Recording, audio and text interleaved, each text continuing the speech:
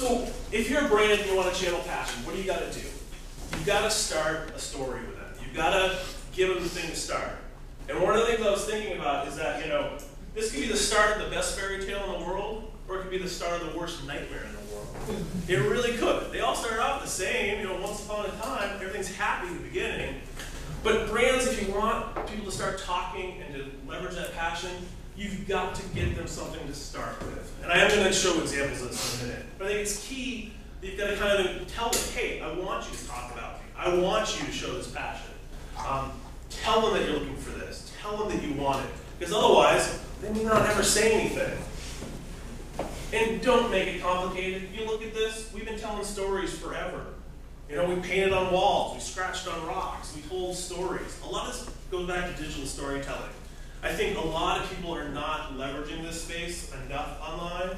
And I think it's a huge component of something that can be easily done that anybody can do. But way too many brands, especially the big ones, try to overcomplicate it. We need rules, and we need regulations and approval processes. And yeah, you need some of that stuff. Keep it simple. Ask somebody what they think. Hey, tell me what you think. Maybe it is a Twitter question. Maybe it's a blog post. Maybe it's a print ad saying, hey, post your photo of you, in our car or drinking our coffee. It doesn't have to be overly complicated. But way too often, because everybody's been stuck. Adrian was so right. They spend so much time thinking about getting the messaging just right or getting the image just right. At the end of the day, it just doesn't matter. Because if your product, plain and simple, if your product or your service sucks, as pretty as that print ad is, it is not going to matter.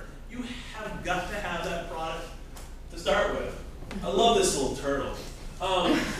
You can't buy passion. You can try, you can buy brand awareness, you can put all the ads you want out, you can put the cool, slick advertising on television, a Super Bowl ad, and everybody might know about your product, everybody might know about what you're selling. Doesn't mean they're passionate about it.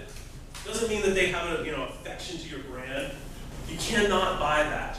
You can fuel it though. You can read Zappos. Zappos is a perfect example.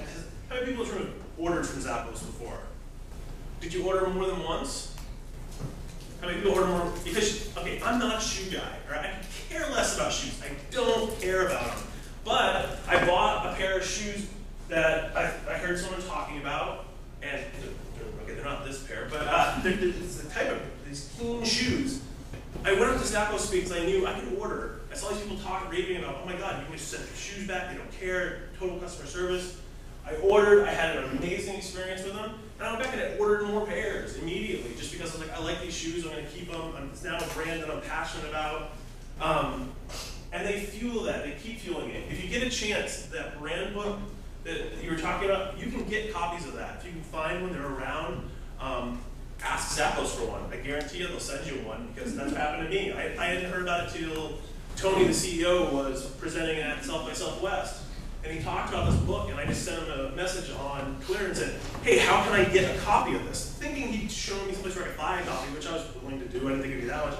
He said, oh, give me your mailing address. And he sent me one. And it's just kind of the fact that a brand that I could just randomly, I don't know this guy, I just randomly said, hey, I dig this concept, how can I get one?